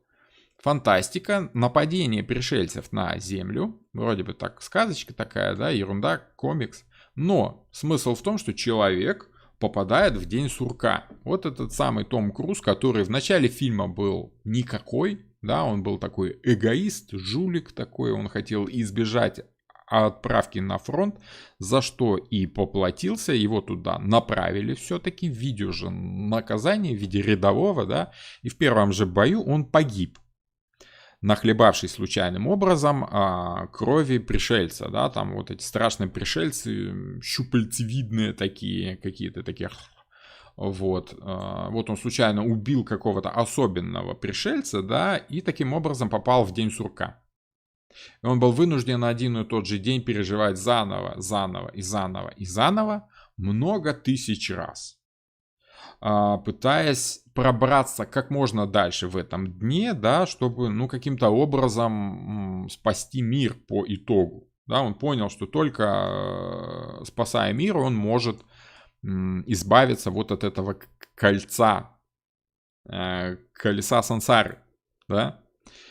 И тема совершаемых ошибок и безошибочности действий очень глубока именно в этом фильме, да. Там в основном вся первая часть фильма строится на том, как он учился избегать ошибок в повторяемых действиях, чтобы все его действия были безошибочными, иначе малейшая ошибка ведет человека к смерти. Само собой, что там есть шикарный образ, я не помню, как Эмили Блант, да, актриса. Сыграли они здорово, и это отличная аналогия, аллегория, метафора на парную работу сознания, мозга, да, логики и интуиции, чувств, так скажем. Женщина, само собой, это хранилище информации, она ему выдавала всю инфу, что и как нужно делать, да. Он от нее узнал, как спасти мир, да, но действовал в большей мере он, конечно. Потому как это вот так и должно работать, да. Из подсознания к нам идет инфа, мы сознанием эту инфу обрабатываем и что-то делаем для того, чтобы помочь другим людям. Помогая другим людям, мы спасаем себя. Чем там все кончилось, я спойлерить не буду, просто потому что кино, на самом деле, даже для тех, кто экшен не очень любит, он такой прям, ну, смотришь, чем же там оно кончится, спасут они мир или нет, да? Я вам говорить не буду, как кончится, потому как очень интересно оно заканчивается. Так, какие у нас еще кино я не рассматривал, все, да, кроме моего любимого. Признаюсь еще раз, «Фонтан» — это любимейшее для меня кино, это кино номер 1 всех времен и народов. И тут как раз тематика смерти, тематика понимания смерти. О том, как человек приходит к осознанию того, что смерть — это просто переход во что-то большее. Помните вот та самая фраза «Смерть — это дорога к величию». Death is the road to Eve. Смерть — это дорога, та самая дорога к величию человека, да, к ощущению всего. Перефразировав, можно сказать, что смерть — это отправная точка на пути к бессмертию, да, к миру, скажем так. Я уже вспоминал этот фильм, когда речь шла, я уже не помню, о чем там шла речь, да, в предыдущих арканах, но где-то там играло это кино, что... «Мировое древо», по-моему, да, там присутствовало. Может быть, могу ошибаться. Чем тут интересно? Тут тематика одной и той же линии, да, но в 3 как бы разных видах. Конкистадор путешествует в Южную Америку из Испании в поисках волшебного лекарства для своей королевы. Вот. Молодой врач ищет лекарство для своей тяжело больной жены. Это 2 линия. И, скажем так, космонавт одинокий летит сквозь космическое пространство в каком-то странном звездолете, который выполнен в форме дерева и является, собственно, деревом, летит сквозь эти звезды к умирающей звезде Шибальба. Да? Шикарное кино. Те, кто еще не видел, обязательно к просмотру, просто потому что это, ну, самый крутой фильм из всех, что я видел. Вот. И его не надо понимать, его нужно просто смотреть, его нужно чувствовать. Тематика смерти тут таким образом показана, что вы поймете, ну, вы не поймете, но вы прочувствуете. И это будет очень-очень круто. Там есть и тематика смерти, и тематика вечной жизни, и слияние со всем миром, и прорастание мира в тебе. В общем, чего там только нет. Очень-очень крутое кино. И напрямую ведет нас в следующую карту. Следующая карта — это у нас умеренность, это перетекание одного в другое, это перетекание формы. Если смерть нас провоцирует на изменения, то умеренность — это правильное изменение в нужную сторону. И в следующей карте у нас с вами будут присутствовать как раз вот тематика перехода из одного мира в другой, перехода из одного состояния в другое, и то, как правильно нужно этот переход делать. Вот. Но в первую очередь «Фонтан» — это, конечно, фильм о понимании смерти, о принятии смерти как таковой. Он грустный, но очень крутой. Прям ничего лучше я не видел. Если у меня спрашивают: Роман, какие ваши любимые фильмы? В первую очередь я вспоминаю «Фонтан». Смотрел я его, я не знаю, раз, наверное. Ну, много, больше 10 точно. Вот, еще у меня, если есть вопросы, то интересное кино, я очень люблю «Гарри Поттер». Просто потому, что я его включаю фоном, оно так идет, создает мне погружение в какой-то другой мир, в сказочный мир. Вот «Гарри Поттера» я люблю просто так фоном для комфортной работы. Да? Давай. Вот. Либо если грустно, скучно, я включаю «Гарри Поттера» и вспоминаю что-то такое вот приятное, какие-то детские ощущения. Ну, это так. Это нюансы, да? Собственно, вот мы с вами прошли «Старший аркан Смерть». Не такой уж он и страшный. Да, он философский. Если он философский, он не страшный. Люди, которые поняли, что к чему, они как бы смерти уже не боятся. Они боятся не успеть. Вот, а это уже тема следующей карты, тема умеренности. Как сделать все правильно, вовремя и так, чтобы не поторопиться. Вот, поэтому послезавтра, в четверг, да, у нас с вами тема умеренности. Заглядывая вперед, да, это одна из христианских добродетелей. У нас тут будут и образы в кино тоже, и всякие яркие фильмы.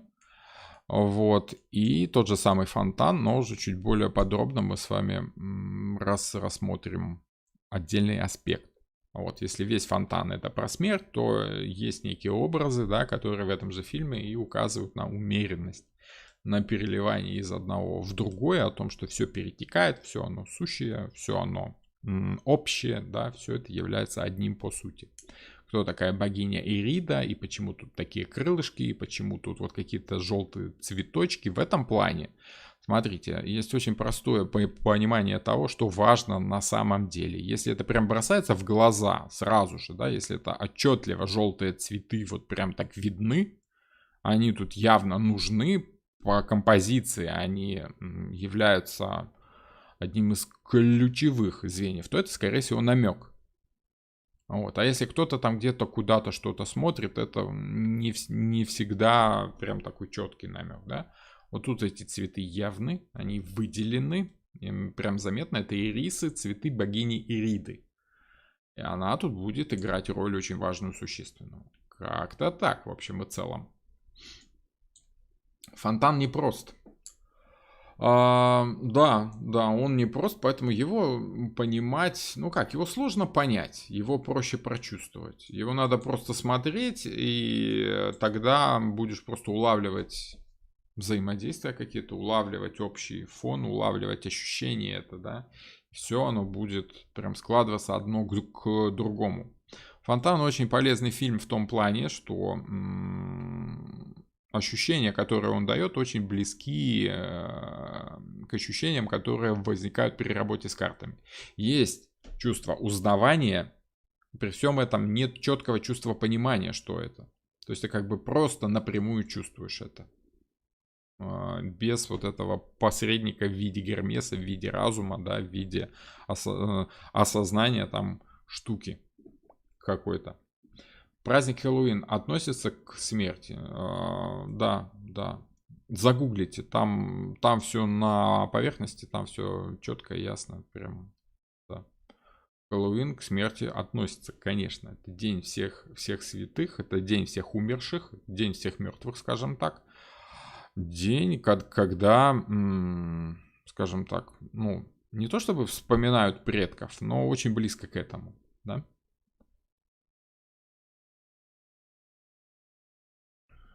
Хэллоуин это праздник страха. Вот, а страх это и есть смерть, по сути. Даже так. Фильм «Мертвец». Да, круто. Пятерочка, отлично. Очевидный очень фильм. Странно, что я его не вспомнил. Может быть, просто потому, что смотрел его давно-давно. Вот, очень давно. «Мертвец» имеется в виду «Мертвец идет», да, этого самого Джармуша, Джима Джармуша кино. С Джонни Деппом в главной роли. Великолепное кино, очень глубокое, философское, но как-то так мало. Ну, это артхаус скорее, да. Мне нравится артхаус, да, но брать его прям в виде для того, чтобы передавать примеры, да, чтобы, ну, нужны какие-то такие более простые фильмы, чтобы дать человеку более простое и емкое ощущение. Артхаус порой он слишком многогранен для того, чтобы передать образ карты. Вот. Но «Мертвец идет», это да. Шикарное кино, отличное. Джонни Депп там сыграл великолепно. Сценарий сумасшедший просто, снято круто. Саундтрек, ну, то есть шедевр, нечего сказать. Вот там, да, это фильм с глубоким содержанием, это не пункт назначения, который я вспомнил, вот, это действительно круто в самом деле. Вот такие дела, пироги. Хорошо. Так, напомню, что в следующий раз мы встречаемся с вами в четверг. Да? В четверг будет лекция по умеренности. Философская лекция по смерти будет попозже, когда я закончу все старшие арканы, просто потому что мне сейчас нужно дойти до конца нашего колеса зодиака, да, до мира. Вот, и когда я закончу мир, да, я возьму, может быть, там паузу в недельку, да, и продолжу философские. Ну, как философские? Громко сказано. Я когда говорю философски о своих рассуждениях, да, я всегда подразумеваю кавычки. Потому что я не философ, вот, я скорее таролог-практик. Вот, причем больше практик.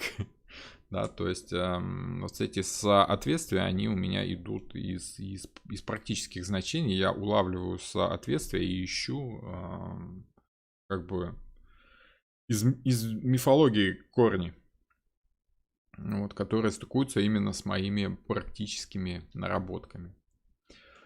Вот, еще раз напоминаю о желательности там всех этих лайков, комментариев, перепостов и прочего. Да и просто сообщайте знакомым, что есть такой вот я, замечательный, хороший, так интересно рассказываю про Таро. Я надеюсь, что я интересно рассказываю, вот. По крайней мере, информацией, которая есть, делюсь. Спасибо за эфир, очень интересно. И вам спасибо за вопросы. Может быть, не на все ответил. Вот, но тем не менее, вот что мог ответить, ответил. Было интересно. Хорошо. Спасибо, девушки, мужчины. Рад был всех видеть. Рад был провести с вами вечер. И до четверга. Всем пока.